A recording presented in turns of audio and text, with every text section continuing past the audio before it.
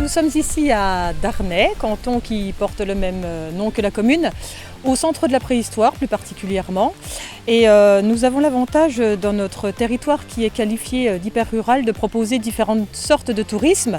Donc le commerce rural bien évidemment, écologie puisqu'on a l'avantage d'avoir beaucoup de verdure et notamment une belle forêt d'exception.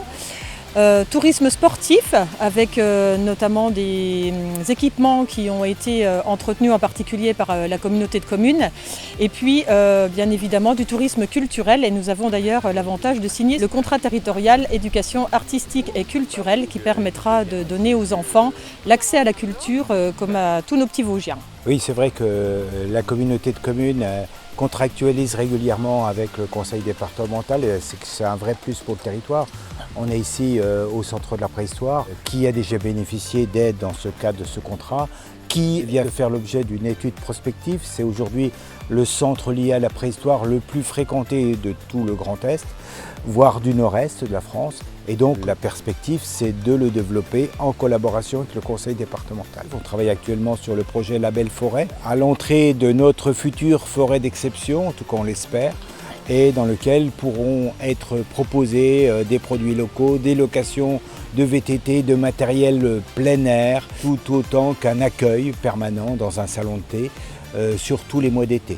Et puis la collaboration aussi avec les communes. Ici on a la présentation des anciens abattoirs de Darney qui vont devenir un marché avec un respect important de l'architecture exceptionnelle de ces anciens abattoirs et qui va donner aussi un vrai plus sur le territoire grâce à la collaboration avec le conseil départemental. Nous avons racheté il y a quelques années par le biais de l'intercommunalité l'hôtel de la Gare qui est situé en extérieur de Darney.